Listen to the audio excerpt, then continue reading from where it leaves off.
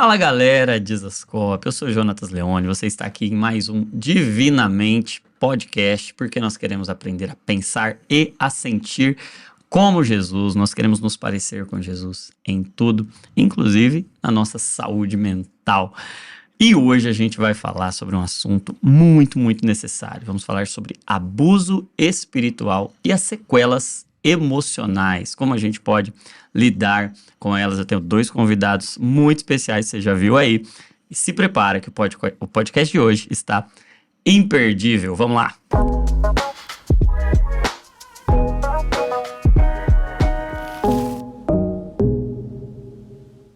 E antes da gente entrar no assunto e eu apresentar os convidados aqui, quero lembrar a você e convidar você que é profissional de saúde, de qualquer área, de qualquer eixo de atuação, médico, enfermeiro, auxiliar de enfermagem, psicólogo, nutricionista, físio, enfim, qualquer profissional de saúde, cristão, eu quero convocar você para um ajuntamento dia 19 de outubro em Campinas.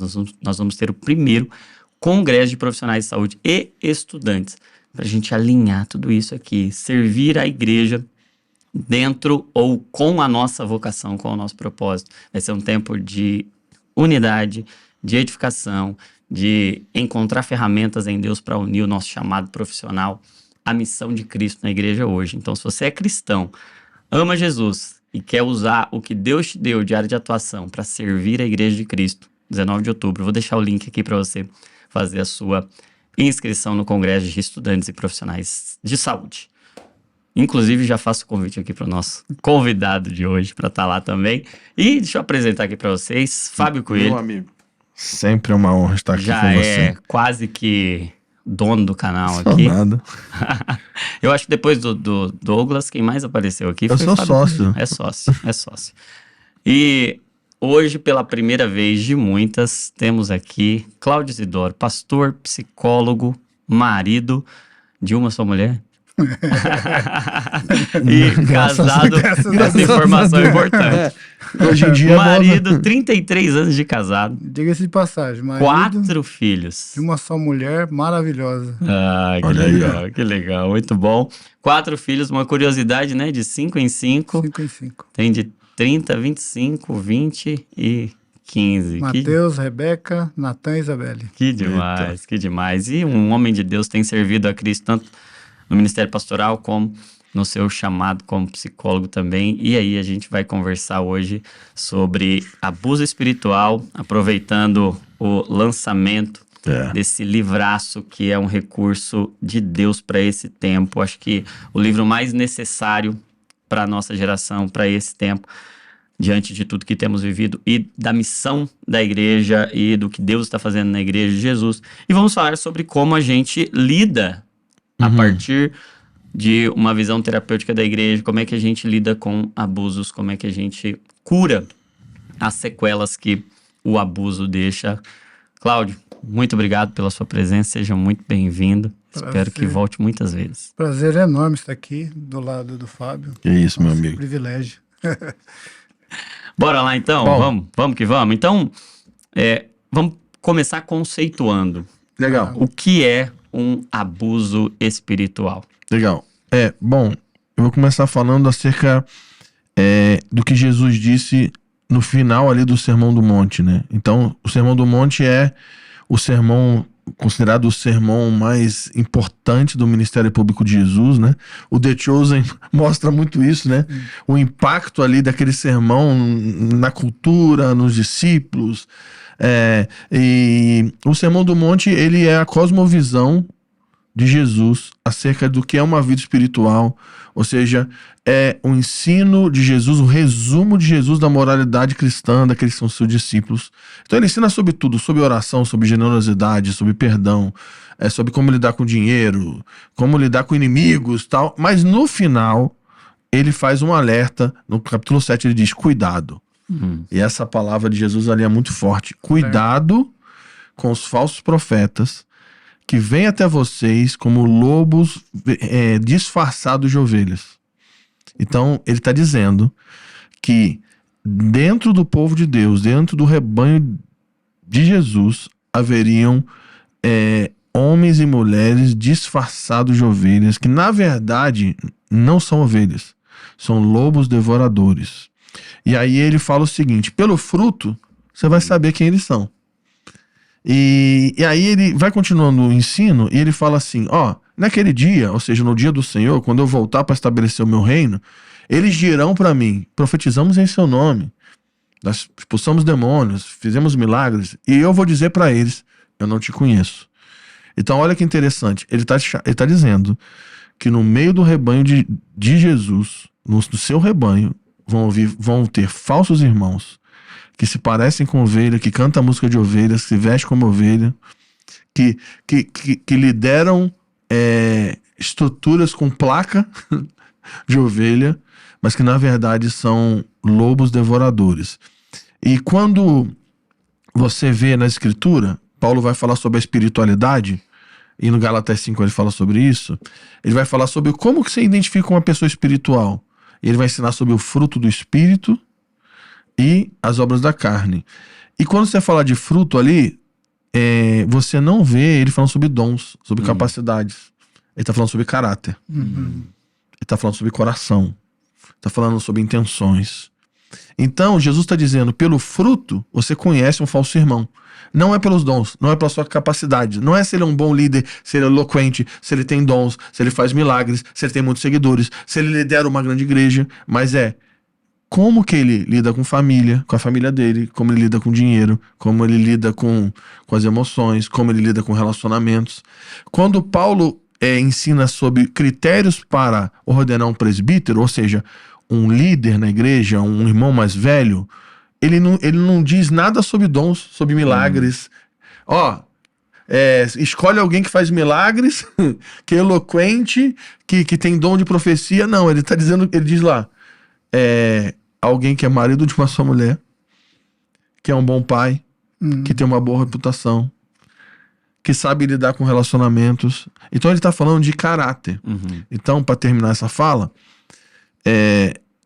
um lobo devorador, um falso líder, um líder abusador, é alguém que está envolvido com a obra de Deus, buscando benefício próprio e não buscando servir o rebanho.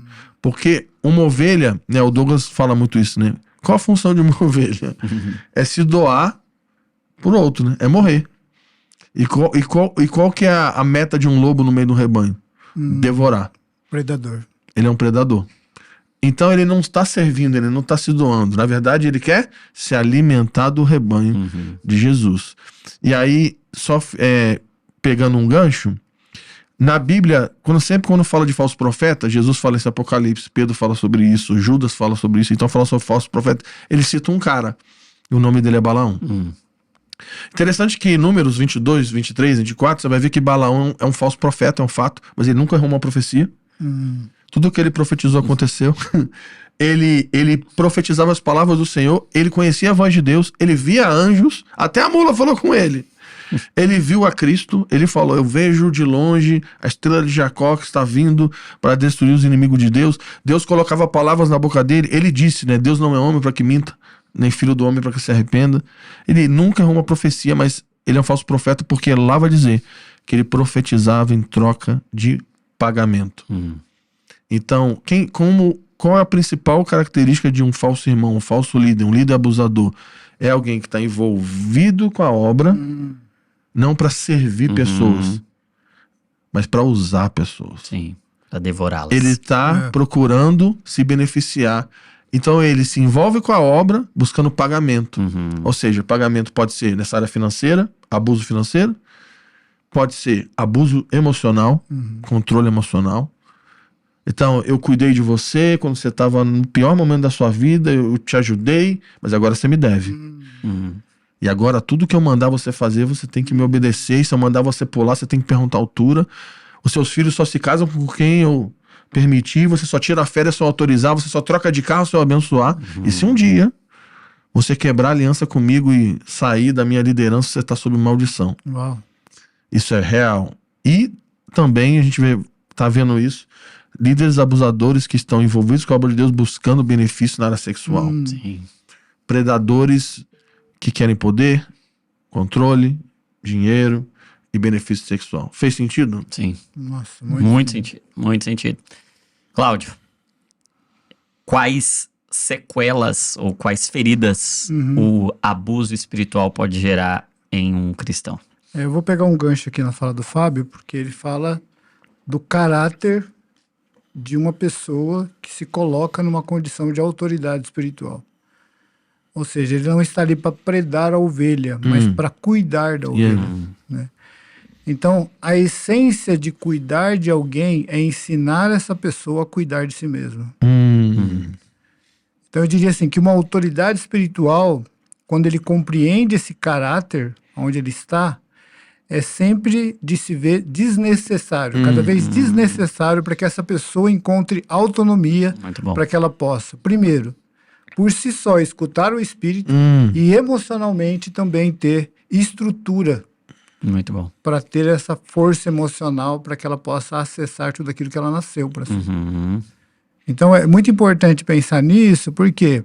Porque essa autoridade espiritual, ela tem um poder profundo sobre essa outra pessoa. Mas esse poder não pode ser estabelecido para tirar benefícios, Sim. mas para ajudar essa pessoa a ter autonomia e estrutura, tanto emocional quanto espiritual. Emocional, que ela tenha acesso à sua própria identidade, e espiritual, que ela tenha acesso à voz do Espírito. Então, essa autoridade espiritual, ela tem esse lugar, ela tem esse objetivo. Isso deve ser uma meta em relação à sua consciência como autoridade. Muito bom. Muito bom. E para a gente também pensar, né, como tratar de uma pessoa que sofreu diretamente um abuso de autoridade, um abuso espiritual, é importante a gente conceituar o poder que uma pessoa que se diz autoridade espiritual tem dentro da estrutura profunda daquela pessoa. Por quê? Porque é percebendo aonde esse ferimento, aonde esse impacto de dor acontece dentro da estrutura emocional dessa pessoa, que a gente vai entender como ajudar essa pessoa em sofrimento. Muito bom. Por uma questão de abuso. Né? Muito bom. Muito bom. E que lugar é esse? Então, isso aqui é extremamente importante. Não só, eu vejo que principalmente para quem se coloca nessa condição de autoridade, né? Porque se o meu objetivo é ajudar essa pessoa a cuidar de si mesmo, a escutar o Espírito, essa autoridade, ela precisa ser madura também, porque como eu vou ensinar uma pessoa a cuidar de si mesmo se eu não sei nem cuidar da minha própria condição? Então a gente vai, acho que fazer uma comparação aqui para não usar tantos termos técnicos, né? Que existe um lugar muito profundo dentro da estrutura emocional dessa pessoa que eu chamo de estrutura de base. E normalmente, quando a gente vai lidar com aconselhamento, com discipulado, que é feito por uma pessoa que tem autoridade espiritual, ela vai acessar uma estrutura de base, que é a estrutura, basicamente, que existe o quê? A capacidade de pertencimento, a dignidade, e é tudo aquilo que estabelece essa pessoa como indivíduo, né? Então, essa autoridade espiritual, ela se coloca ali, eu chamo isso do sujeito suposto saber. Então, uma ovelha, quando olha para uma autoridade, naturalmente, ela olha para essa pessoa com uma expectativa que ela vai ser cuidada. Sim. Ou seja, ela está olhando para uma pessoa que é segura. Sim. Que ela confia, né? Que E ela confia. abre lugares Exatamente. que ela não abre. Não abre em qualquer lugar. Por isso que a gente não pode julgar as pessoas que passaram por esse abuso. Sim. Exatamente. Porque às vezes quem tá olhando de fora, pô, mas como que essa pessoa Você confiou a esse se ponto. deixou chegar nesse ponto? Porque às vezes o abuso, as pessoas que estão de fora são cruéis, né? Ela coloca a culpa no mesmo nível do abusador e daquele que está sendo abusado. Isso não pode acontecer. A gente não pode botar a culpa naquele que está sendo abusado. Com certeza. A culpa é de quem manipulou. Sim. Porque a gente precisa entender que vamos olhar assim com compaixão e carinho. A pessoa está no pior momento da vida dela e alguém vai lá e se propõe a ajudar ela. Então, e aí a pessoa tá na lama, e aí o cara vai, limpa e fez aqui todo aquele processo que eu falei, a pessoa cria um vínculo emocional muito profundo, Muito profundo. de gratidão, Sim. Mas se não for um relacionamento saudável, de dependência. E isso pra... Depois você... Não é um estalar de dedo que a pessoa se liberta disso. E às vezes quando ela vai ver, ela já entrou num nível de dependência emocional que pode chegar à dependência sexual. Sim. E é muito tenso. E uma coisa pra quem tá assistindo a gente não tá dizendo, a gente não tá pregando aqui contra a autoridade, contra a liderança. De Pelo jeito contrário. nenhum, pelo contrário. Fortalecendo a importância de uma autoridade espiritual. Nós cremos na autoridade, nós Sim. cremos em líder. A igreja tem liderança, Sim. tem posição de governo. Mas a questão é, que tipo de coração precisa ter esse líder? Então, esse é o ponto. Sim. Olha a responsabilidade, olha o lugar que ele consegue acessar. Ele consegue acessar a base, O núcleo do o ser. núcleo do ser, a base da identidade. Porque esse sujeito, suposto saber que é autoridade, quando alguém em sofrimento ou numa necessidade de ser cuidado, olha para essa autoridade, naturalmente ele coloca sobre essa autoridade toda a sua carência. E isso aí, é sinal ele usa isso, né? Exatamente. E é isso. É sinal que ele está realmente olhando para aquela pessoa com alguém que ela pode confiar. Sim. Então ela coloca toda a sua carência ali, né? E essa carência, ela precisa ser acolhida. O problema não é eu colocar a carência sobre uma autoridade, é o que essa autoridade vai fazer com a carência que ele está recebendo. Sim. Até porque é uma necessidade Exatamente. nossa que as nossas carências sejam expostas. Sim, exatamente isso.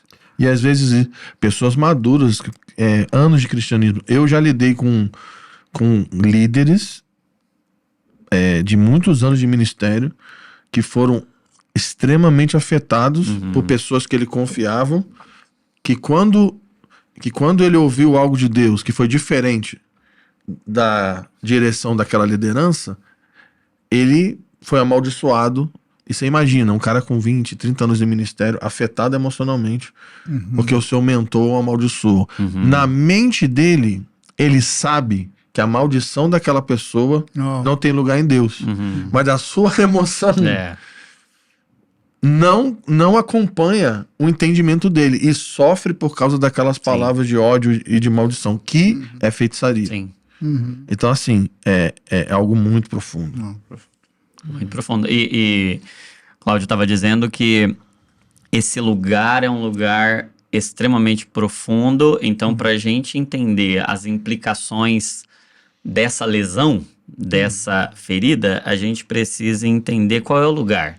Onde é que se chega? É no núcleo, é na base do ser, no núcleo do ser. Esse lugar de base, que é esse lugar em que talvez espiritualmente até a gente saiba que aquilo não atinge, porém então, não tem uma maldição espiritual, mas aquilo de alguma forma deixa uma marca na identidade, na mente, na emoção, e aquilo pode afetar.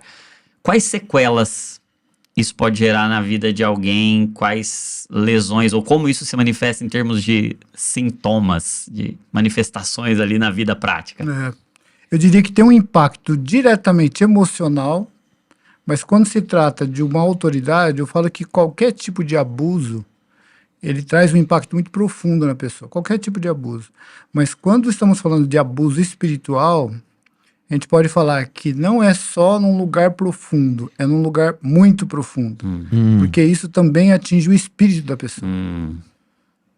Por quê? Porque aquela pessoa que está ali como representante espiritual, de alguma forma ela também está sendo a voz de Deus. E isso impacta diretamente a forma como ela está vendo Deus agora. A maneira como um falso líder lida com uma ovelha pode afetar a visão que a ovelha tem do verdadeiro Deus. Exato. Não é à toa que a gente vê pessoas abusadas por autoridade espiritual e ela perde a fé. Ela se estabelece uma distância em relação a tudo que fala sobre igreja. Ou ela se prende de uma maneira distorcida, ou a tendência dela é se afastar de uma forma em que o olhar para Deus agora também é um olhar traumatizado. Porque ficou associado, né? Você conecta, é inevitável você não conectar a voz de um líder que está representando Deus, de um líder espiritual, dá a Exatamente. voz do próprio Deus. Exatamente. Então a ferida se torna uma ferida quase que em nome de Deus também, É né? muito fácil a pessoa às vezes falar, não, eu não acredito mais Uhum. em qualquer tipo de espiritualidade. Sim, Por quê? Porque ela foi ofendida também sim, dentro de uma perspectiva espiritual. sim. Pode distorcer a visão de Deus Exatamente. e isso gerar sequelas eternas. até. Exato. E esse tipo de sequela, a única maneira da gente quebrar isso ou gerar cura é por meio do evangelho, né? Evangelho. A compreensão do verdadeiro O evangelho. verdadeiro evangelho. A base do evangelho verdadeiro é o amor. Só que uma pessoa que sofre de abuso, ela vai estabelecer sobre o medo. E o antídoto do medo não é a coragem, É o amor. é o amor. O verdadeiro amor é que Uau. tira. Eu Muito gosto bom. muito dessa expressão, sabe por quê? Porque fala assim, que o verdadeiro amor lança fora o medo. Uau. Então, o verdadeiro amor não coloca o medo. Então, o verdadeiro evangelho é uma ação interna que vai empurrando o medo para fora. Uhum. O verdadeiro amor lança fora, ou seja, Uau. o evangelho é um movimento que vem de dentro para fora. Yeah. E mesmo se a pessoa está passando por um tratamento terapêutico, se ela tiver ausência do verdadeiro evangelho, ela não vai conseguir essa reconexão com o Senhor, né? Exatamente. Então, eu vejo importante uma pessoa sequelada por abuso, e eu falo que isso aqui é complexo. Não é para ser complicado, mas é complexo porque tem várias abas, é um complexo de situações. Então, precisa ter uma compreensão de como ajudar uma pessoa que, de alguma forma, ela foi impactada por um abuso de autoridade, um abuso espiritual. Muito bom. Então, essa primeira lesão é uma lesão espiritual. Ela é espiritual. Mas ela se coloca em um lugar emocional. Por quê? Porque é pelo emocional que há uma expressão do nosso eu. O nosso eu se reconhece pelo emocional. Eu diria que a gente precisa ter uma compreensão mais clara de como isso se estabelece, até para que, aqui é um alerta para as autoridades espirituais. A gente precisa de mais entendimento do que é o pastoral, do que é o aconselhamento, do que é o discipulado. Não é simplesmente encher a nossa cognição, mas eu falo que no sentido profético é saber encher as nossas vísceras. A ênfase de Ezequiel, quando fala para comer o rolo, não era simplesmente para encher a boca, mas para encher o ventre. Muito bom. Então, esse lugar profundo, ele acontece e a gente está acessando a pessoa no seu lugar, né? Nesse lugar, nesse núcleo. Então, o cuidado com o tratamento é também sair da superficialidade. Aqui é um ponto, cuidado. Como lidar com uma pessoa ferida, né? Isso aqui é um ponto de atenção, né? O segundo ponto que a gente pode colocar, com base no amor que ele colocou, o primeiro é a pregação do evangelho. E o evangelho é poder. Não.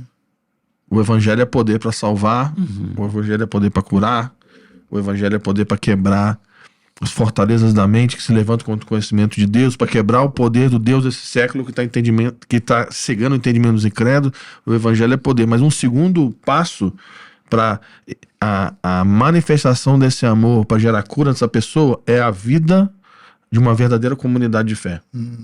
Porque, na verdade, se ela estava num lugar, numa comunidade liderada por um líder abusador, ela estava numa falsa igreja. Não. E quando fala de igreja, de comunidade, ela fala, nunca mais eu vou participar de uma igreja. Por quê? Porque na mente dela, igreja é a experiência que ela teve com uma falsa igreja. Sim. A experiência traumática dela. Então, E o medo gera afastamento, né? Exatamente. Intimidação. então Naturalmente. esse abraçar de uma verdadeira comunidade de fé dessa pessoa também é a extensão do amor do evangelho, promovendo e estendendo cura sobre ela, né? E A aqui vida comunitária. E aqui é um ponto muito importante. Por quê? Porque essa pessoa que sofreu o abuso, ela pode ser duplamente abusada se não houver uma consciência clara de como eu posso ajudá-la. Então, essa comunidade de fé é uma comunidade que deve ser, sobretudo, acolhedora, numa compreensão desse amor. Por quê? Porque essa pessoa ela vai precisar ser acolhida.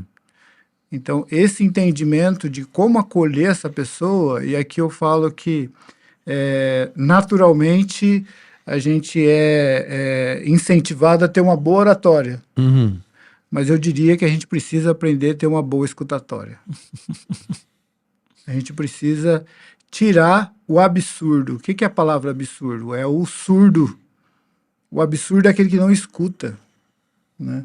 Então, naturalmente, essa comunidade de fé, ela tem que ter o caráter de Cristo. E Cristo, ele acolhe. Cristo não julga, ele acolhe. Quem que ele julgou? Ele julgou os falsos. Uhum. Mas o necessitado, o quebrado, o ferido, ele trouxe. Ele não teve medo de tocar o leproso. Sim. Ele nem precisava tocar o leproso. Mas essa comunidade de fé é, sobretudo, uma comunidade que, movida pelo amor, tem maturidade para ajudar a pessoa nesse processo. E você que tem essa dupla jornada do pastoreamento com o terapeuta, com o pregador, e como você vê que são características dessa comunidade acolhedora? Sobretudo, eu vejo que é necessário um núcleo maduro na comunidade. Uhum. Numa comunidade, obviamente, que é uma comunidade de pessoas em processo. Mas é necessário que tenha um núcleo, uma massa crítica dentro da comunidade que pelo menos tenha essa maturidade. Né? O que a gente olha para a palavra e vê os anciões, né? Onde é que estão os anciões? Onde estão essas pessoas maduras? Pode, de alguma forma, identificar o processo do outro, né? São pais, né? A gente vê isso na igreja de Corinto, né? Tinha muitos que ensinavam, mas faltava esses maduros que poderiam, de alguma forma, entender aonde essa pessoa está no seu processo, Fábio. E por isso tanto caos relacional, tanta atividade de dons. Exatamente. E tanto caos relacional. Exatamente. Porque havia muita gente falando, ensinando e poucos pais, né? E eu acho que a gente talvez não tenha olhado para essa questão de forma tão profunda como agora estamos olhando.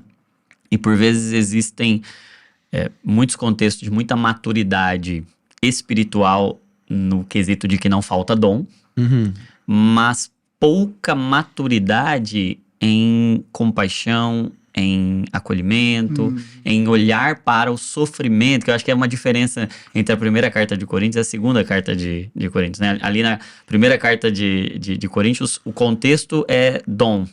Na segunda carta de Coríntios, o contexto é sofrimento. Né? E a gente vê essa maturidade, em maturidade de dons, mas a maturidade também de lidar com aquele que está ferido, com aquele que está sofrendo. Paulo dizendo, em tudo somos atribulados, mas não angustiados, perplexos, mas não desanimados. Ele falando sobre o poder que vem de um vaso quando quebra, né? Que ainda que o exterior se corrompa, que a gente sofra, que a gente se lesione, que a gente se machuque, existe um poder que vem nesse lugar do sofrimento, e talvez a gente, como igreja, amadurecer nessa visão de como a gente lida com o sofrimento, de como a gente lida com o ferido. E aqui, Johnny, tem um ponto muito importante até para conceituar, para entrar de fato na dinâmica do acolhimento e da cura desse processo, ou de encontrar essa pessoa em ferimento. A postura apostólica de Paulo mostrava sua maturidade, porque se a gente for conceituar o que é abuso, de fato, no sentido emocional e também espiritual, é quando você coloca sobre uma criança uma estrutura que ela ainda não suporta. Muito bom. E é quando você quer que uma pessoa permaneça criança enquanto ela poderia ser adulta. Caraca. Repete isso aí, pro pessoal não perder. Então, o que se estabelece como abuso é quando você coloca sobre a estrutura de uma criança o que ela ainda não está preparada para suportar. Sim. Ou quando você deseja que ela continue criança, sendo que ela poderia já ser uma adulta. Uau. Meu Deus. Esse é o ponto do abuso. E é interessante que Paulo aos Coríntios, quando chega ali no capítulo 3, ele olha para Coríntios como uma criança. E ele fala, eu não posso oferecer mais. Eu não posso exigir de você. Eu não posso escrever a carta aos Efésios para você. Eu não posso dar Efésios para Coríntios. E eu vejo que essa deve ser uma angústia apostólica, no sentido da igreja saudável, que está identificando que tem uma criança ali. Sim. E que ainda é necessário dar leite, mas que ela poderia já ter avançado um pouco mais. Então, esse cuidado. Peraí, olha, eu vejo Paulo na angústia. Eu trouxe um estoque de comida sólida, mas eu ainda não posso dar. Seria muito para você. Seria muito para vocês. Mas é importante que vocês cresçam. Então, essa autoridade espiritual, será que ela está consciente do quanto aquela pessoa está amadurecendo? Uhum. E eu vejo hoje, abrir aqui uma aspa, né, de que muitas vezes a falsa igreja, ela não se estabelece pelas relações, mas pelo utilitarismo. Então, naturalmente, uma instituição, ela demanda muita mão de obra. Então, assim, infelizmente, as pessoas elas vão sendo colocadas como criança a estabelecer coisas que elas ainda não estão preparadas. Então, tem uma estrutura ali que ela ainda não suporta, mas a instituição tem que ficar de pé. Então, precisamos de mão de obra. E aí a gente vai colocando essas pessoas. Mas elas vão sendo traumatizadas. Sim. E, naturalmente, elas vão enfraquecendo. Só que, se ela está fraca, será que ela serve? Então, ela vai sendo colocada de lado. Mas eu preciso de mais gente. Quem que está empolgado para trabalhar? O novo convertido. Aí eu pego esse novo convertido e falo, você quer agradar a Deus? Criança. Você quer agradar a Deus? Claro, é a criança cheia de amor. Cheia de energia. Faz isso. Isso é abuso espiritual. Como nós estamos tratando as nossas crianças? Esse é um ponto muito importante para a gente perceber como essa comunidade falsa estabelece e trata. Sim, tem essa faceta do abuso que é dar uma criança mais do que ela suporta. Exato. E tem essa outra que o Fábio mencionava antes, que é continuar tratando Exatamente como isso. criança, gerando uma relação de dependência, que eu acho que essas duas facetas do abuso se complementam, se conversam e causam feridas, porque o que não causa uma ferida de abuso na dependência pode causar uma ferida por sobrecarregar, por Exatamente. gerar uma ferida de ativismo, de burnout e tantas lesões que a gente tem visto. Exatamente. E aqui a gente entra já numa perspectiva aonde precisa ser tocado quando vai pensar no tratamento, Na cura. na cura. Porque assim, eu vou comparar a formação da personalidade de uma pessoa, do seu eu, né, da sua personalidade. Né? Então, e aí para não usar termos técnicos, vamos comparar com uma construção de uma casa, fica mais fácil. Toda casa, ela se inicia onde? No alicerce. Não dá para começar uma casa do telhado. Mesmo que você queira começar do telhado, você vai ter que ter colunas que fundamentadas suportem esse telhado. Então, toda casa, o início dela é o alicerce. É o início. Agora, aonde se estabelece o início da nossa personalidade? Ou seja, a base da nossa personalidade. O que é? Infância. Então, um abusador, ele acessa a estrutura profunda, ou seja, a base da pessoa. Então, eu diria assim, que um abuso espiritual, ele não lesiona uma parede de uma casa, uma decoração de uma casa.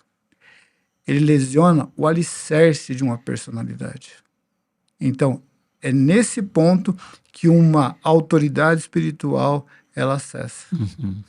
Então, não dá também para a gente olhar para uma vítima de abuso olhando de forma superficial. Porque senão fica assim, perdoa o teu abusador. E aí acabou, você tá curado. Exato. Exatamente. E aí a gente sabe que... E esse é um grande problema nosso, né? Nessa nossa imaturidade em lidar com o sofrimento, a gente pode dar respostas simples para questões complexas, Exatamente. como você dizia, são muitas faces, são muitas abas, e respostas superficiais para problemas profundos, né? Como acho que nesse aspecto das feridas emocionais, a gente se acostumou, a gente de alguma forma repetiu jargões que eram respostas superficiais para questões muito profundas, porque envolvem esse lugar do alicerce, né? Exatamente. Esse lugar da base. E como que a gente acessa agora para tratar isso? Como que a gente entra nesse lugar? Já é comprovado, assim, pela ciência em si, que a questão do abuso afeta duas áreas neurológicas. Córtex pré-frontal, ou seja, a capacidade da pessoa acessar processos, cognição em si, mas acessa um lugar muito mais profundo, que é o hipocampo. O que é isso? Sistema límbico, que é a ponte para esse lugar mais profundo do ser, onde tem essa consciência do pertencimento, da dignidade. Ou seja, um abuso tem a capacidade de tirar a dignidade de uma pessoa. Então, se tem a capacidade de tirar a dignidade dela, ela começa agora a não se ver mais como digna. Então, naturalmente, uma pessoa que sofre um abuso, ela tem a capacidade cortada ou diminuída de perceber que ela está sendo abusada. Muitas vezes ela troca até o papel. Sim. Ela não se vê como vítima, ela se vê como culpada. Já aconteceu comigo de eu denunciar um abusador e parte das vítimas vir em defesa do abusador. Sim. E é um negócio assustador, assim, porque... Não, peraí, calma. A vítima tá brigando comigo. Porque eu expus um abusador. Então é um negócio que racionalmente é loucura, mas é isso que você tá falando aí, né? É de um lugar de distorção. Ela trocou o papel. Agora, e se estabelece até por conta da manipulação, né? A capacidade desse abusador tem de manipular a dignidade da pessoa que foi abusada. Então, no primeiro momento, tem que ter um certo cuidado, principalmente no acolhimento da vítima, porque leva tempo. Então, se há essa necessidade rápida de perdão, pode ser que a pessoa até está perdoando, mas na verdade ela não está, porque ela ainda não acessou a sua dor. Então, aqui não cabe, talvez, Mateus 18, nessa pressa, toque de caixa. Né? O que precisa ser feito é o quê? É acolher a vítima e dar tempo para que ela realmente tenha consciência do que está acontecendo com ela. Porque no primeiro momento o que ela vai acessar é somente uma dor, mas não a consciência de onde está vindo essa dor. E aí só queria abrir um parêntese, que é prático, em cima do que ele disse, que a gente trabalha numa rede chamada Ticum, que é uma rede de relacionamento de igreja, que está pensando muito sobre isso. Inclusive esse livro, ele foi pensado em conjunto, muitas mãos, né? O Harold, Douglas e a gente conversou muito sobre esse tema antes, para escrever esse livro aí. E tem um ponto que ele falou que é muito sério, que é a gente exigir que uma vítima de abuso faça Mateus 18 com seu abusador. Meu Deus. Isso é loucura. Porque o que diz lá é, se um irmão pegou contra você, você vai lá e fala com ele. Mas isso aqui é outra parada. Você imagina que você chega para um adolescente que foi abusado sexualmente por um líder espiritual e fala para ele, você tem que fazer Mateus 18, você tem que ir lá e confrontar o teu abusador. Qual é a condição emocional e intelectual de um adolescente para confrontar o pastor presidente do ministério que ele tá, que abusou? Isso aí não... Isso é loucura. Então, nós não cremos nisso. Então, essa vítima precisa ser acolhida, precisa ser ouvida. Exatamente. E líderes maduros, anciãos, vão ter que colaborar com essa vítima para confrontar esse abusador. Então, esse é um ponto.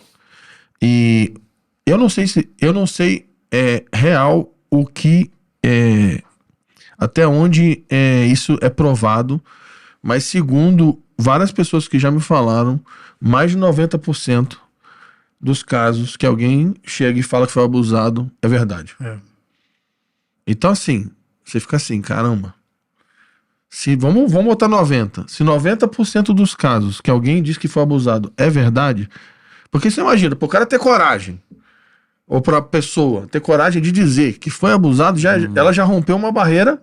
Então, se alguém chega pra você, que é líder numa comunidade, e diz que foi abusado, você tem que levar a sério, não, assim, ter 100% de certeza que é verdade, mas você já tem que levar a sério que aquilo ali pode ser verdade. Sim.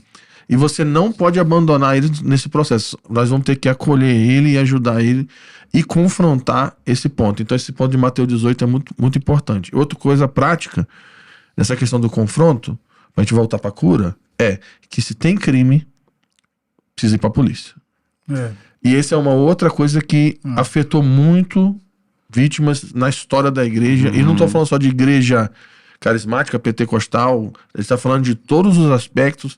Isso aconteceu na igreja católica, na igreja reformada, na igreja batista, na igreja carismática, pentecostal, ou seja, ortodoxa. Isso tem o falso profeta desde o século I. Exato. Na igreja que os apóstolos plantaram e discipularam. Já tinha... Judas falou que tinha uns caras lá infiltrados produzindo imoralidade sexual. Imagina hoje. Então, se tem crime, precisa ir para a polícia. O que muito foi feito nas últimas décadas no Brasil e no mundo é que quando havia um caso de abuso, alguém acolhia aquela pessoa, falava assim, não, você tem que perdoar, varria por debaixo do tapete, nem confrontava o abusador e o cara continuava, ou a mulher continuava no ministério normalmente, com o discurso, né? Não, o crente não vai na polícia, a gente resolve isso aqui entre a gente mesmo. E isso precisa acabar de forma urgente. Se tem crime, precisa ir na polícia. Eu não sei no Brasil, mas eu sei que nos Estados Unidos, se um pastor recebe uma vítima de abuso e ele fica sabendo, ele é obrigado a ir na polícia denunciar. Parece que na terapia também, nos terapeutas, né? Essa é uma questão ética importante aí, né? Na questão de crime, então tem aí um agravante, né? Mas aí volta pra cura. Como que... Mas isso que você falou, Fábio, até a questão do crime em si, né? Quando há crime, por que é importante a igreja entregar isso para a justiça? Que é uma resistência, mas que hoje está cada vez mais entendendo que é necessário. Primeiro, porque é crime, né? E segundo, por quê? Porque a própria justiça, ela estabelece um limite de contenção. Então, esse abusador, provavelmente, se ele não for contido, ele vai abusar novamente. Se ele é um predador, né? Ele é um predador, então ele vai ser contido para proteção dele mesmo e para proteção das vítimas. Porque as vítimas podem, de alguma forma, ser pressionadas quando ele, de alguma forma, é exposto. E também existe a possibilidade de outras vítimas. Mas aqui tem um ponto muito importante, que o fato da justiça estar sendo feita, isso já estabelece um impacto no tratamento das vítimas. Muito bom. Quando varrer debaixo do tapete só piora. Só aumenta a ferida. Só aumenta a ferida. Então, quando a vítima, consciente de que realmente ela foi abusada, percebe que a justiça de alguma forma está cuidando daquela pessoa, isso já tem um impacto no tratamento daquela pessoa. Esse lugar de base, ele responde ao ambiente também, né?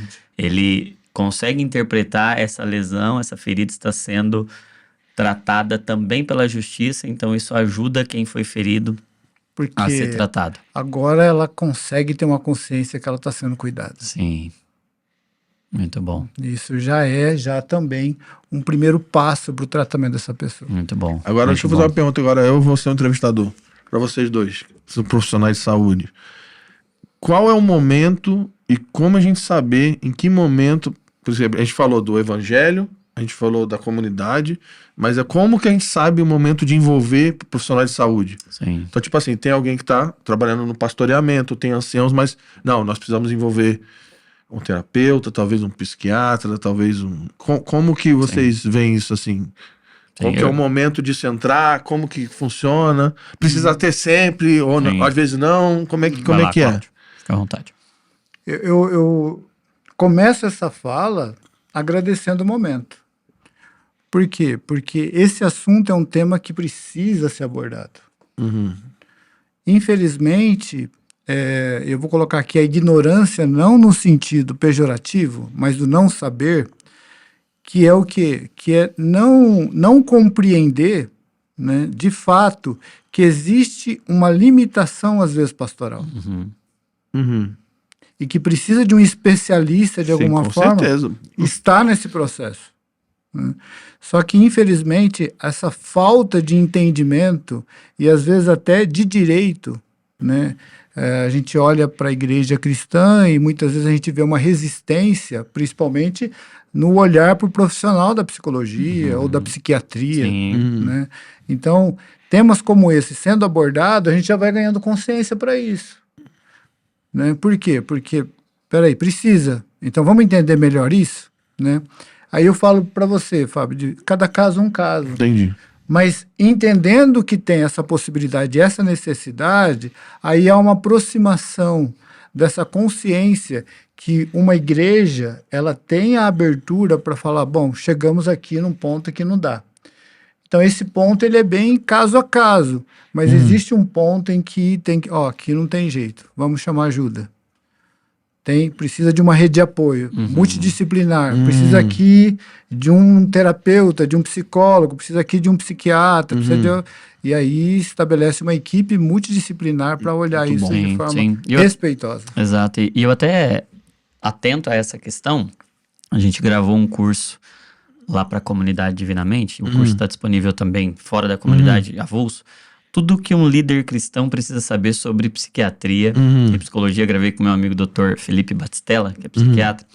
E a gente fez um apanhado ali dos principais problemas clínicos. E ficou muito completo mesmo. Um curso de quase 20 horas de duração, com todas as síndromes clínicas importantes que um pastor ou um líder de igreja caseira, um discipulador, irmão, discipulador, ele vai ser a primeira pessoa a saber da maioria dos quadros dos transtornos emocionais. Antes de chegar em um profissional de saúde, em mais de 90% dos casos em cristãos, passou por um líder.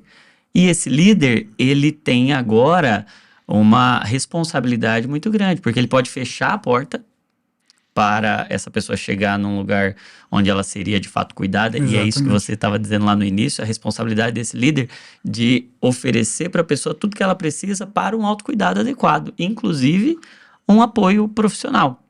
Então, é muito importante que um líder saiba reconhecer os primeiros sinais de um quadro depressivo, de um quadro ansioso, que ele saiba reconhecer problemas nessa identidade basal, na base do eu. Ele não precisa ser um profissional para tratar, ele não precisa saber dar nome para diagnóstico, saber remédio, saber abordagem terapêutica, ele não precisa saber nada disso, mas ele precisa ser um especialista em ser humano. Exatamente. Ele precisa ser um especialista em sofrimento. Exatamente. Ele precisa ser como Jesus, alguém que se envolve com as feridas e que não olha de forma superficial e simplista como ele olhou pro leproso. Ele sabe com o que ele tá lidando. Por amor, ele pede ajuda quando Exato.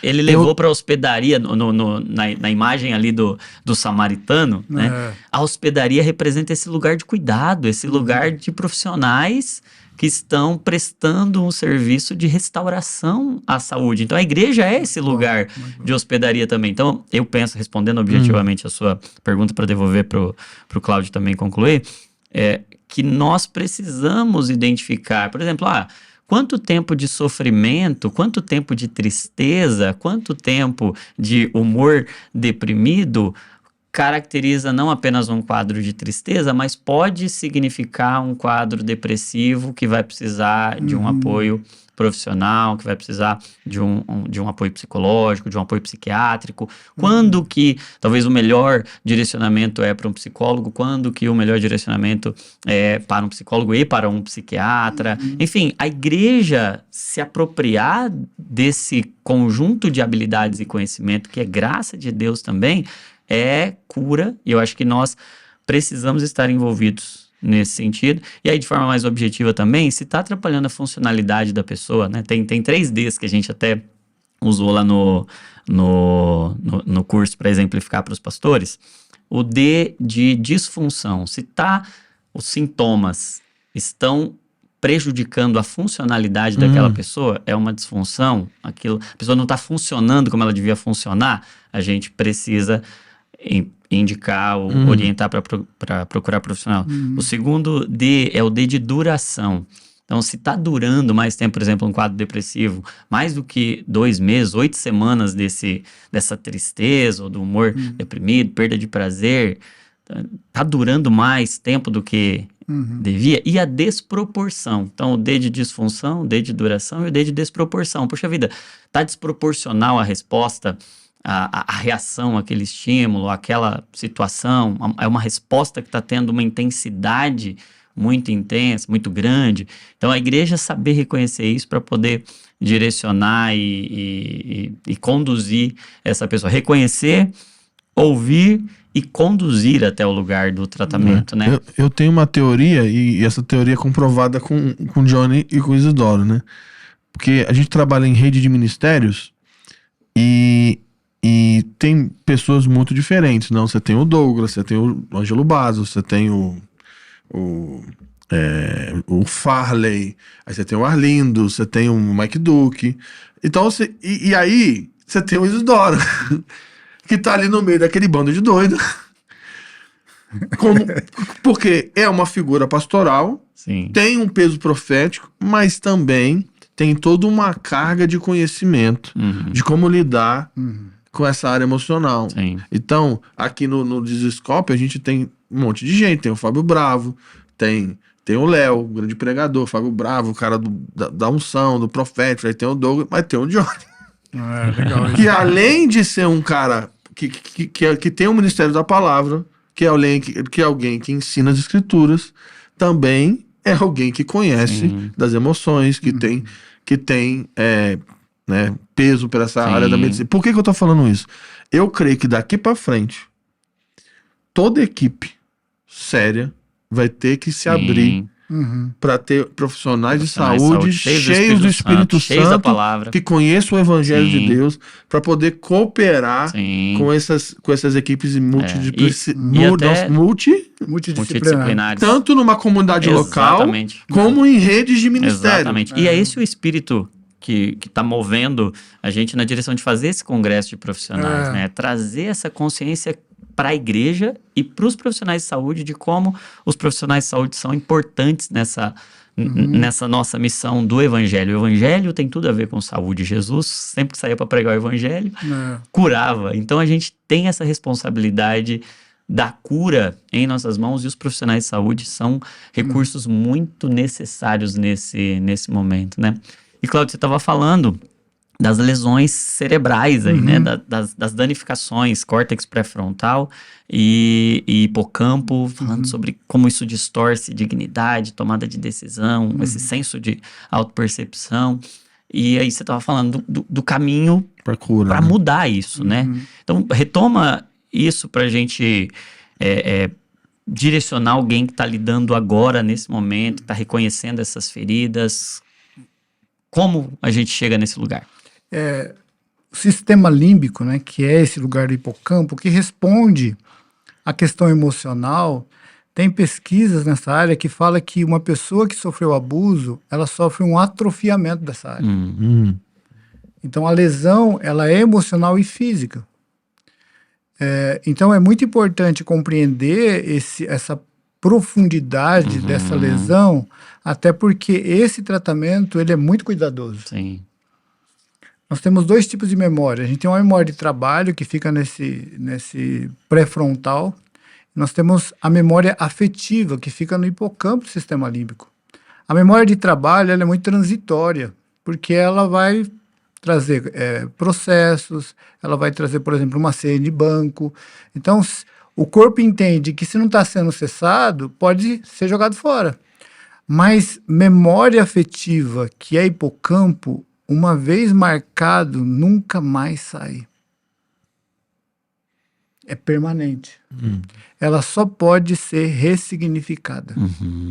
Então, dentro de um processo de tratamento, eu preciso também, agora, acessar, né, que o profissional, ou mesmo o pastoral, precisa entender que ele precisa acessar essa memória com cuidado, com respeito, e ajudar essa pessoa agora, identificando essa lesão profunda, ressignificar aquilo. E é nesse processo de ressignificado que eu restauro o quê? A dignidade, a consciência de pertencimento e o seu valor próprio. E a visão correta de Deus, né? E a visão correta de Deus e de si. Exatamente. E do outro também. Vai ter algum descompasso nessa relação com o outro e com Deus. E aí a nossa visão tem que ser uma visão integral. Ou seja, olhar para o corpo, olhar para a alma e olhar para o espírito. Sim, porque você falou que são lesões no espírito, a gente começou dizendo, lesões na mente, na alma, E lesão no corpo. Tem um atrofiamento de uma região. Exatamente. E eu achei interessante algo que queria que você detalhasse um pouco mais. Esse lugar onde é marcado, onde faz uma marca, não se apaga mais. Não é algo que você passa uma borracha ali e o perdão não apaga essa marca. Mas você pode ressignificar, você pode editar aquela memória, não apagá-la. A terapia faz isso como? A terapia, ela faz dentro de uma sequência de olhar para aquela pessoa com uma aceitação incondicional. Então, eu olho para aquela pessoa com zero julgamento. Né? E isso me parece muito o amor incondicional. Né? Mas essa aceitação, eu não estou ali para julgar nada. Eu estou ali, de alguma forma, para compreender profundamente aquele ser. Sim. Então, o psicólogo, ele é desprovido de julgamento. Eu acho que a gente precisa aprender isso. Né? Até no aconselhamento. Como eu posso olhar para essa pessoa e não ficar pensando no personagem bíblico para mostrar para ela que é possível? Porque eu não vou estar olhando para ela, eu vou estar olhando para um personagem. Mas é muito importante esse não julgamento. Né? Essa aceitação incondicional, que é o primeiro passo daquilo que a gente chama acolher. E eu gosto muito da questão da visão clínica, né? Do clinicar. Porque a palavra clínica, na sua origem, vem de se inclinar. É quando eu me inclino. É quando eu olho para aquela pessoa e vou ali interessado em saber quem é aquela pessoa e a dor dela. Sim. Então esse é o primeiro ponto. Porque naturalmente eu estabeleço aí uma visão de confiança, uma relação terapêutica. Aí eu vou sentir o quê por aquela pessoa? É muito importante isso, né? Tá muito na moda hoje falar de empatia, né? Sim. Mas quando a gente olha para Cristo, a gente vê que sempre que o milagre acontecia, antes ele tinha o quê? Compaixão. Uma íntima compaixão. Então é importante que a gente sinta a dor daquela pessoa, como se fosse a nossa. Sim, muito bom. Muito Há bom. um espaço aqui. Muito Quando bom. eu acesso a dor daquela pessoa, Sim. aí faz mais sentido Sim. eu acessar esse lugar mais profundo. E precisa ter acesso para o evangelho acessar esse lugar, né, Fábio? E como é que... A gente já até falou um pouco sobre isso, queria que você aprofundasse. Você até tem um outro livro também falando da missão apostólica da igreja. Isso. E eu queria que você falasse um pouco sobre como o evangelho pode reescrever nesse lugar que a terapia acessou. Tem uma coisa sobre o evangelho que é um mito que criaram, que a gente precisa tirar isso, que o evangelho é a mensagem para não crentes. Então, assim, não, o evangelho é a mensagem Muito bom. dos primeiros dias. De quando eu vou conhecer Jesus. E aí, depois que você entrou na família de É a Deus, introdução. aí essa mensagem não precisa mais, ela já está descartada, agora é só para quem... Não, o evangelho, ele é a mensagem central que sustenta o que a gente chama de igreja evangélica, da família de Deus. E o evangelho é a revelação do amor do Pai por meio da pessoa de Jesus na história. Uau.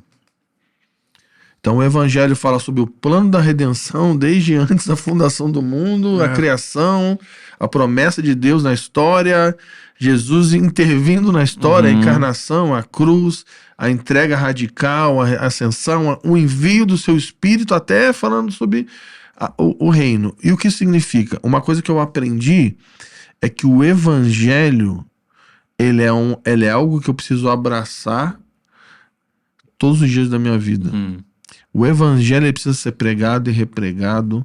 Os evangelhos precisam ser evangelizados constantemente. E uma coisa que para mim funciona muito é que eu preciso pregar o evangelho para mim mesmo. Sim. Então, quando tá escrito lá, quero trazer à memória o que me traz esperança, não tem outra coisa que eu quero trazer à memória todos os dias. O amor do Pai, que deu tudo. E essas duas memórias, né? Essa memória de trabalho e a memória, essa memória, né? Eu quero levar lá pra minha memória. Memória afetiva, né? Pra minha memória afetiva, o que isso, me traz esperança. Mas isso é o constante, evangelho. isso é Sim. diário. Sim. Porque todo dia vai ter um ataque externo e as minhas emoções internas, essa luta da carne com o espírito, da mente, os dados de Satanás, e todos os dias eu preciso... Você sabe o que é? Quando a gente lê lá sobre a armadura de Deus para lutar, é o evangelho. Você pega lá fé, justiça... Então eu quero trazer à memória diariamente a mensagem de um Deus que é amor, por isso deu tudo que tinha, o seu único filho. A mensagem de um filho que disse: ninguém pode tirar minha vida, eu dou livremente. E do Espírito que foi derramado para edificar uma família para Deus. Então, isso para mim é esse poder do evangelho que constantemente é pregado coletivamente, e constantemente nós precisamos ensinar pessoas a pregar o evangelho para si mesmo. Então, para mim é o seguinte: quando eu vou explodir emocionalmente, tô falando de mim, eu volto a minha mente para Jesus, aquele que é manso e humilde, aquele que era uma ovelha muda diante dos seus tosqueadores. Quando eu tô doente ou quando eu tô mal, eu lembro do Cristo que levou sobre si as minhas dores e enfermidades.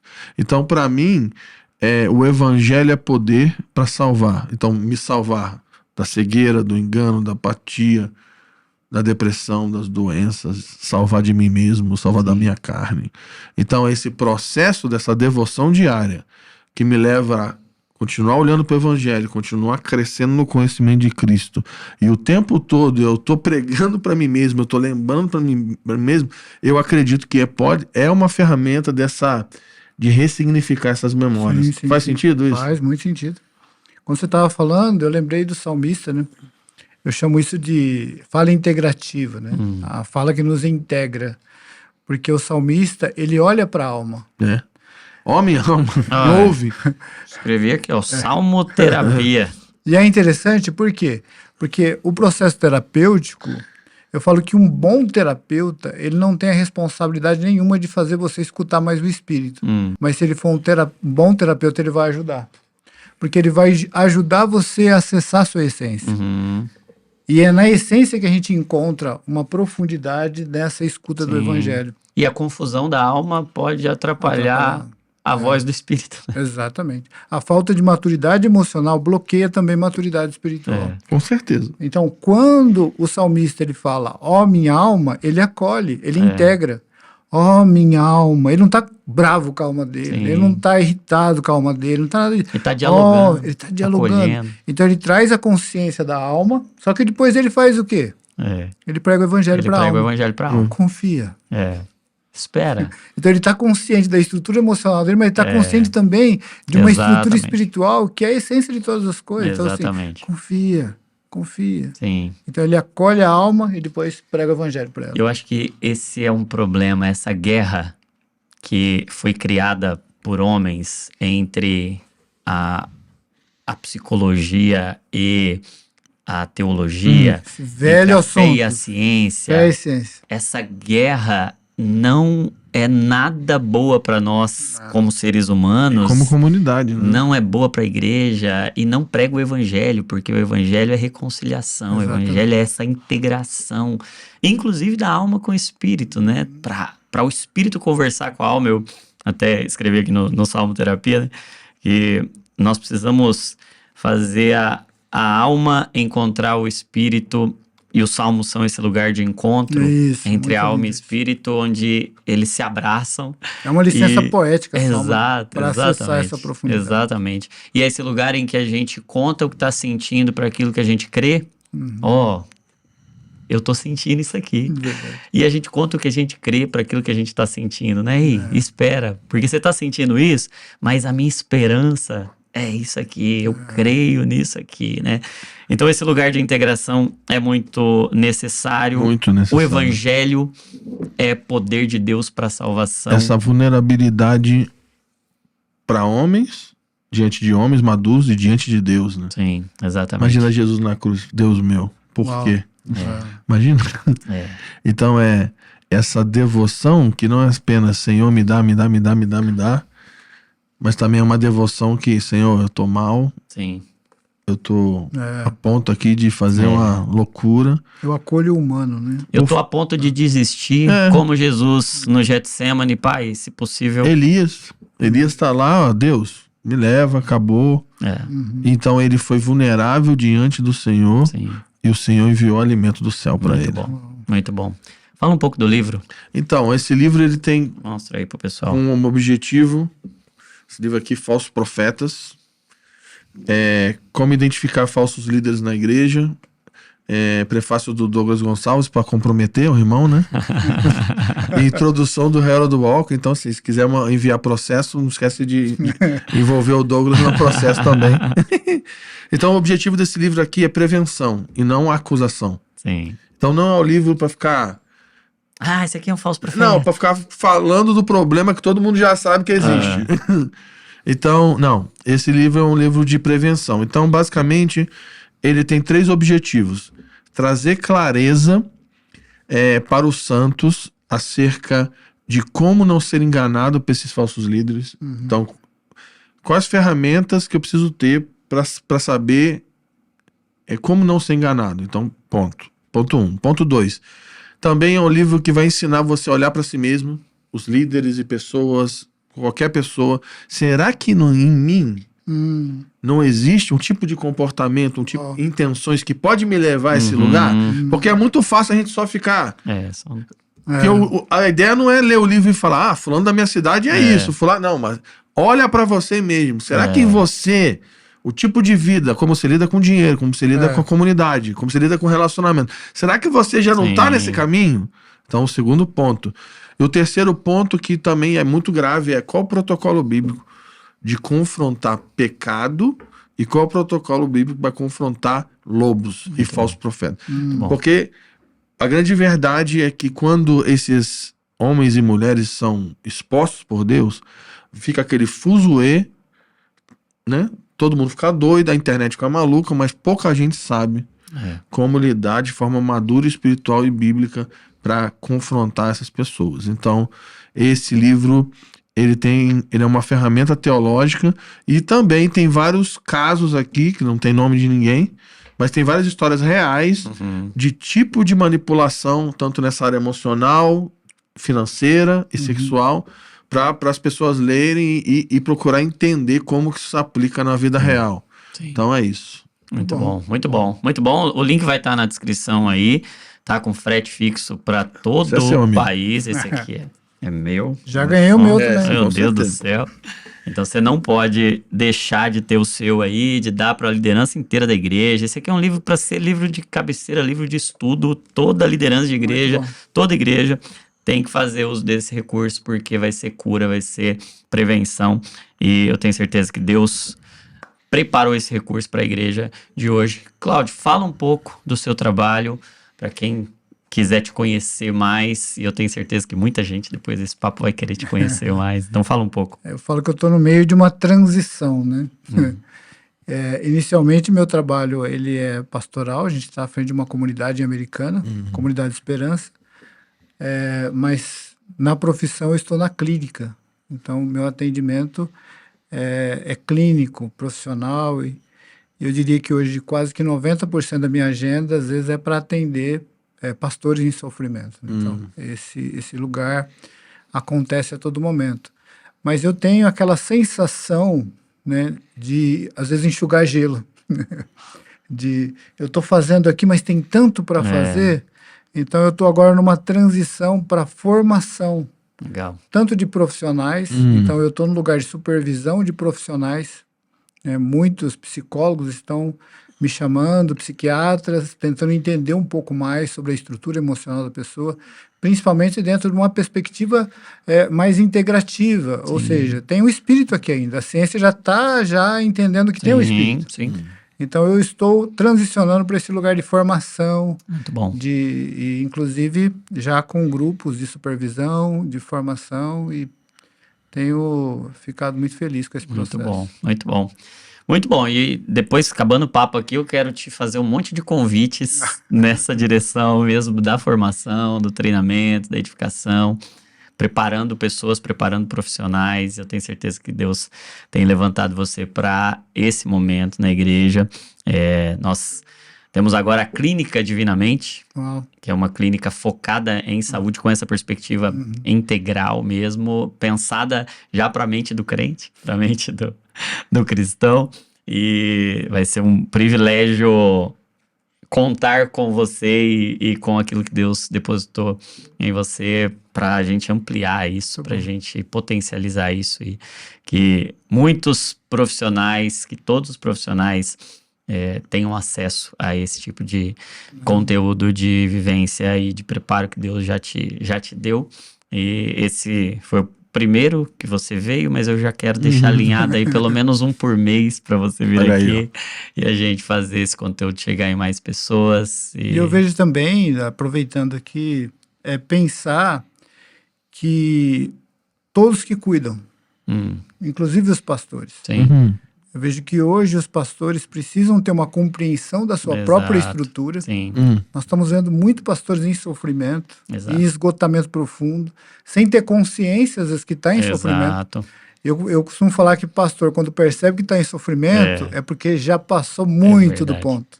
Exatamente. Então, quem cuida, até para que essas pessoas que cuidam tenham acesso à sua própria estrutura Exato. e também consigam acessar de forma mais profunda a estrutura Muito bom. das pessoas que estão cuidando. Muito bom.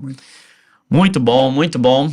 Então, fica aí o convite para você adquirir o livro Falsos Profetas, para você conhecer mais o trabalho do Cláudio. Vamos deixar aí o link das redes, contato, o consultório, enfim, se você quiser entrar em contato. Meus amigos, obrigado. É nóis, amigo. Fábio. Precisamos falar mais desse tema, né? Com certeza. Faltou assunto aqui. Faltou. A gente tem muito mais coisa para conversar. Vamos ver se a gente marca um parte 2. Se você quer um parte 2 desse tema, comenta aí. Eu quero parte 2. E a gente vai falar mais sobre isso. Cláudio, obrigado. Prazer Que enorme Deus estar aqui. continue É nóis, amigo. abençoando Obrigado por vir. vocês. Você ficou até aí, então você tem uma responsabilidade de fazer esse conteúdo chegar em todos os cristãos desse planeta Terra. Então, pega aí o link, manda lá no grupo da igreja, no grupo de DNA, de célula, manda em todos os grupos que você conhece, grupo da família, grupo de trabalho, pode mandar em todos os grupos aí, porque vai ser cura para muita gente. Não se esquece de se inscrever no canal se você ainda não é inscrito, ativar notificações para você não perder nenhum conteúdo e acompanhar tudo que está sendo feito aqui no Dizascope. Certo, gente? Não se esqueça, toda emoção, convite para oração, saúde mental é pensar o que Cristo pensa, sentir o que Cristo sente, porque você é uma cópia de Jesus. Deus abençoe você e até o próximo Divinamente.